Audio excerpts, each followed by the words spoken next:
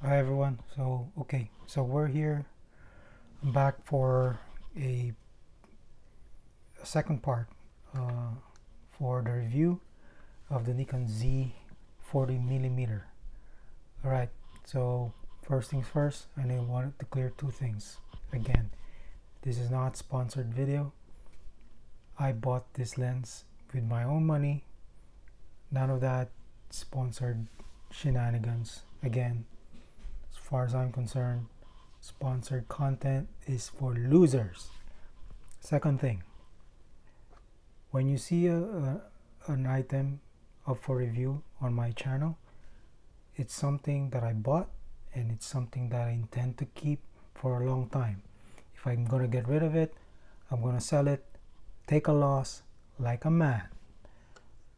And so I'm not the kind of guy who will review a lens or whatever and send it back to the store. I don't do that. That's not only it's unethical, it's just wrong. So, all right, with that out of the way, let's move on to the real topic at hand. The Z40.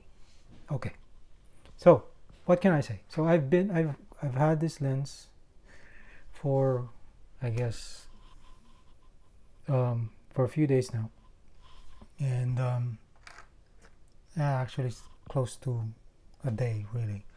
So I had like an unboxing of it the other in a separate video and my initial thoughts around it, but here I'll dive into it a little bit. So the lens itself, it's again it's cheap, but it doesn't feel cheap in the sense that, like, you know,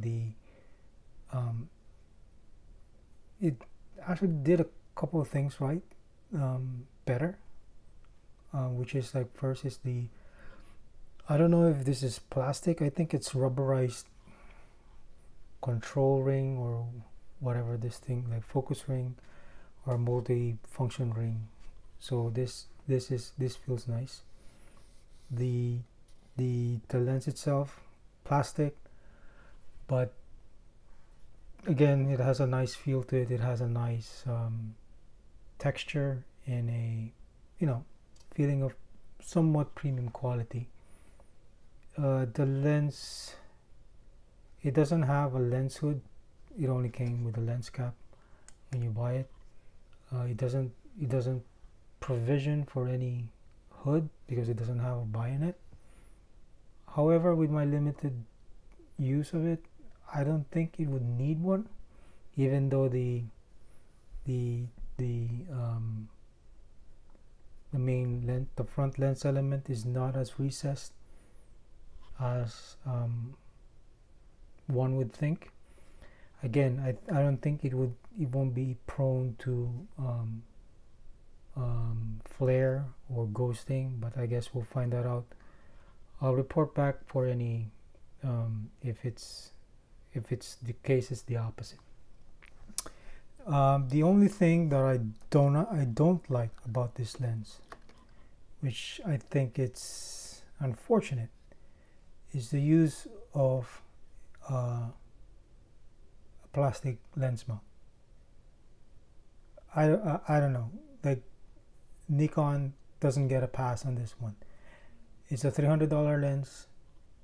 I don't care if they make a claim about, like, you know, it's good enough.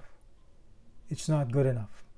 Metal is better than plastic when it comes to things that interacts with another piece of metal. A plastic will never be as durable as metal. So there's really no excuse for that. Nikon, hopefully this is the last time you're going to be using a plastic mount on something like this. Anyway, all right, so let's move on, I guess. I know I'm pretty hung up on that. I don't know what prompted Nikon management to say, hey, it's okay to have a plastic lens mount, but whatever. So given it doesn't have any of those rubber gaskets. It's just safe to assume that it's not weather sealed, but again, I guess at this price range I don't really expect it, and I don't personally don't need too much weather protection because I'm a casual photographer.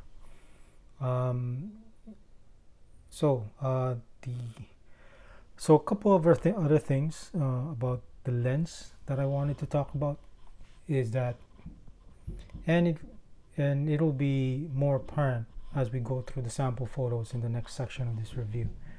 So according to what I've read, right?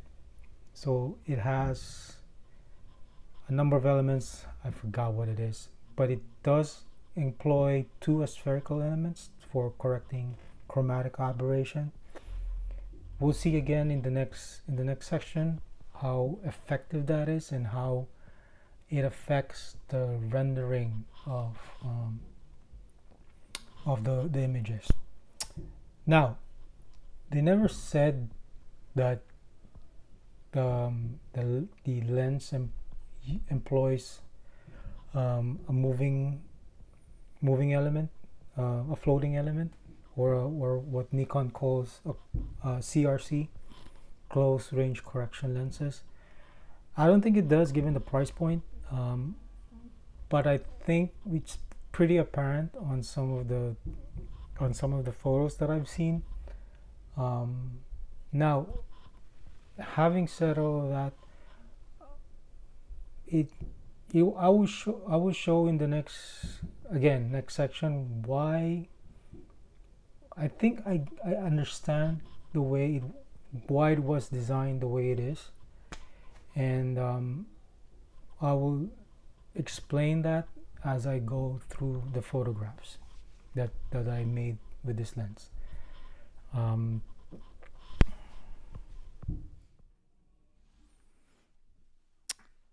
Okay, so we're here in Lightroom to go over some of the photos that I took with the Z6 and the 40mm.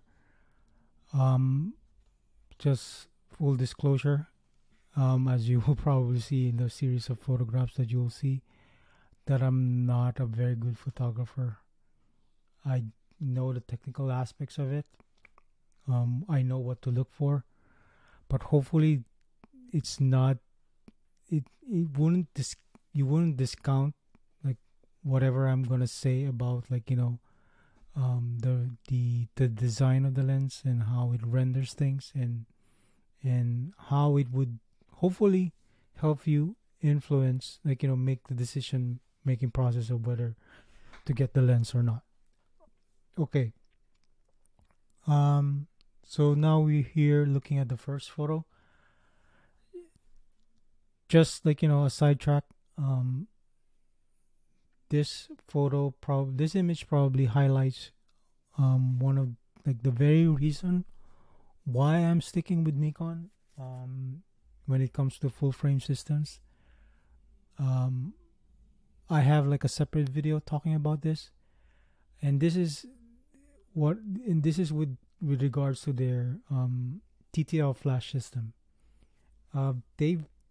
I'd say they perfected this during the film era, and only been refined during the digital era, where they introduced the TTL balanced field flash.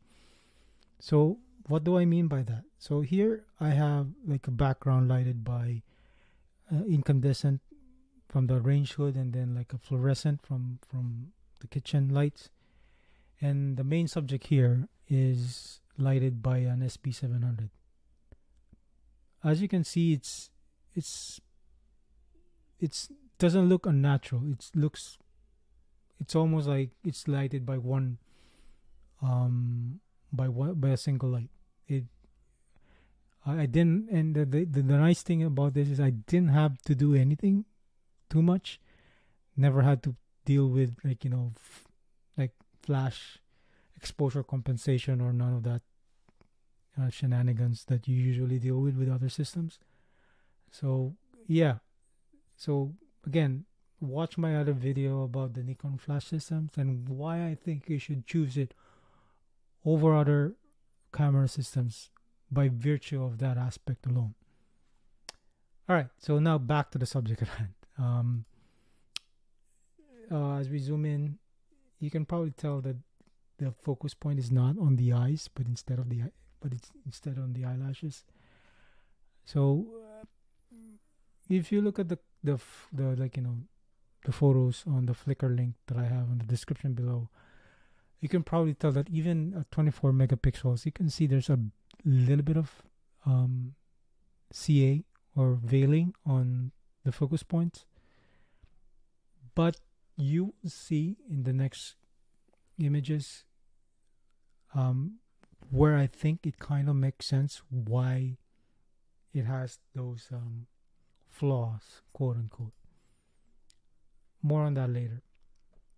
But let's talk a little bit of the the out of focus rendering. I don't really care much about that, but I know some people do. So let's talk about it a little bit. So it has this I guess 9-blade diaphragm or whatever, but doesn't really do much. I think it still has that on some slight onion rings, but at least the it's circular. Like, again, I don't care about it, but maybe some of you do. But for the most part, it's the out of focus errors is nice, and you can probably tell at this point that there's a nice separation between the subject in focus versus the background that's not in focus. Yeah. Okay, so the rest of these photos were taken sometime today in a local car show at noon, high contrast, like noon sunlight, no clouds. So you can probably see that there's a really high contrast subjects. But in this particular instance, it's I mean, considering the demands of these images, I was expecting that there will be a lot of CA, like color fringing in this in this image, but it's quite the opposite. Note that this, right now in Lightroom, there's no lens profile for this lens yet, so there's no CA correction that can be done. There's no vignetting that can be done. So this is pretty much out of the box. I did correct some exposure compensation on some of the images. I did applied a little bit of contrast, but other than that, I there's no CA correction whatsoever. So as you can see here, it's mostly chrome, and you probably expect that there'll be a lot of magenta in the foreground and cyan in the background, and a lot of veiling. But actually none of that is present here. It's very well corrected considering the subject at hand. And I mean, it would probably be worse since the car itself is purple, metallic purple, and the purple that you're seeing here is a reflection of that car and not because of the optical flaws of the lens. So here's the next photo. Again, high contrast. You'd think that there'll be a lot of CA here, but there's not much, considering that it's wide open. Again, well corrected, considering the subject at hand.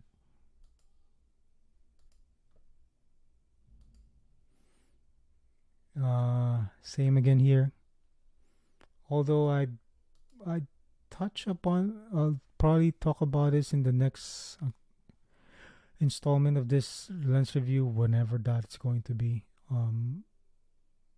There's something a bit off about this focus in the background. There's a little bit of astigmatism here, which may be normal. Again, I'm not gonna complain about it too much. But you can see here, like, f2 center. There's no smearing on the corners. It's sharp, no question. Now this is the photograph, or this is the image that will probably highlight and probably somewhat explain the decision making of the lens. So usually with the Nikon Z lenses, it's optically and clinically corrected. It's almost like too perfect. But here it's not. There's some flaws to it, but I think whether it's accidental or deliberate, it lends those flaws, quote unquote, lends itself to the unique rendering of the lens. And I'm not sure if it's obvious here, but you can see that at f2, a somewhat wide lens, you can see that the subject pops out. Like there's a unique 3D lens rendering to it, which I thought was only present with the likes of Leica or Zeiss lenses, Zeiss lens Distagon designs. Compared it to this at 5.6, which is kind of like any other lens, right? Yeah, la di da. A little boring, but again sharp. You can see that it's just like any other lens. 5.6, it's like one of the optimum aperture, so can't really find much fault in that. So this is another sample shot, wide open. Again, you at this point, like close up, right? You'd probably expect a lot of CA, but there's not much really. Again, there's still like some C color fringing if you look for it, but at normal viewing distances, it's negligible. Yeah, it's more of like reflections of there's color fringing there, like cyan, but not horrible. Same here, like the focus point is on this Dodge logo right here, but considering there's like a really high contrast with too much chrome in it, still well corrected. Now here, I think is, if nothing has convinced you yet, I think this will be a tipping point for a lot of you, I think. So this rendering here, f2, this is not something that you'll probably see in any of the Nikon lenses, especially the Nikon Z lenses. I don't think this rendering is somewhat unique to this lens, again because of its design. So it allows this somewhat 3D pop, because of its relatively simple design.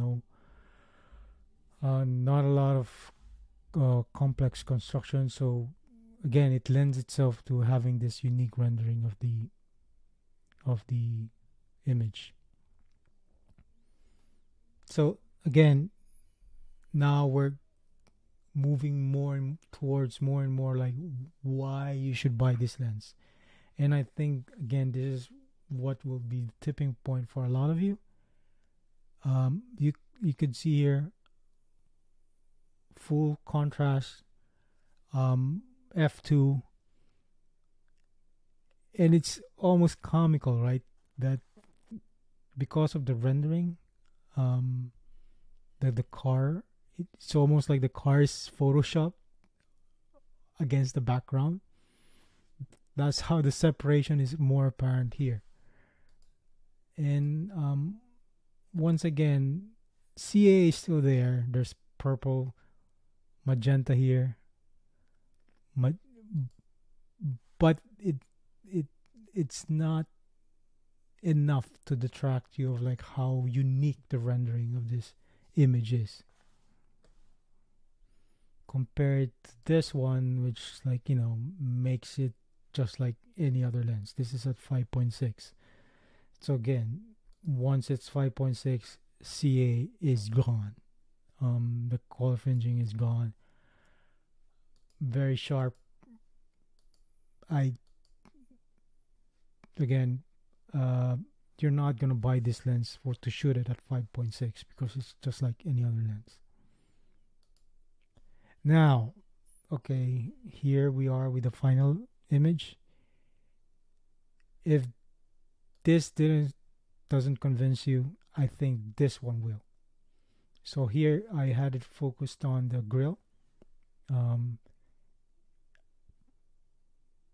Boy, I mean, it's, I don't know. So again, I've never seen it with any other lens in the Nikon lineup, and this is highlighted here for this particular lens. This is the lens. This is the when I loaded it first on Lightroom. This is the image that pretty much convinced me that I'm keeping the lens for quite a while, despite its flaws, despite like the stupid plastic lens mount. So again, it's one of those unique lens rendering that, at least in my mind, despite my mediocre photography skills, it just blows you away. All right, so hopefully this series of images convince you that despite of the lens design or its flaws, I still think it's a worthwhile addition to your Nikon Z lineup.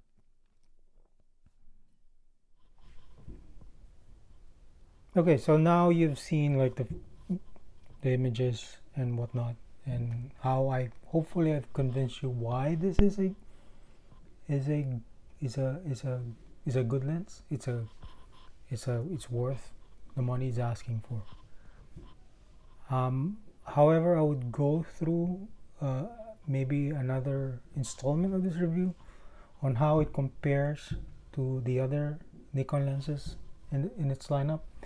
So what I do have, on my Z system, are the following, which is going to be compared to or compared against. I have the Super Zoom 24-200, which is an amazing lens, by the way. I'm usually not a fan of any super zoom lens, but this has turned me around completely. I also have the excellent 24-70 2.8 lens, a lens that costs like an arm, a leg, and a kidney, but totally worth it in my opinion. Better than any of the 24 mid zoom range that I've had in the past, which includes Nikon and Nikon DSLRs. And I have the 51.8. Not much to be said about that. It's a great lens. If you only need one lens, in my opinion, this is the lens to get. Now, I also have the Sigma 51.4, which is actually designed for the Nikon F mount. I'm going to use it with the FTZ adapter. So as you know, I'm usually not like a snob on third-party lenses when it comes to Nikon, but this is different. Sigma is probably one of the most well-corrected lenses, if not the most well-corrected 50mm for the Nikon system Z or F mount. And I bought this secondhand, and it doesn't really cost much considering the optical performance of this lens. But again, I'll go through that in another video, and I'll end this here. Hopefully I provided insights on, like, you know, your buying decisions on whether you're gonna get this lens or not. And oh, one other thing, I will also compare this against this new guy that I got recently, the GR3X, which has a 40mm equivalent, 35mm. I mean, obviously it has an APS-C sensor, but we'll, just for shits and giggles, we'll compare the two. All right, so hopefully I gave you like some insights in how it would influence your decision on whether you want to get this lens or not. So I'll see you on the next installment of on the review of this lens.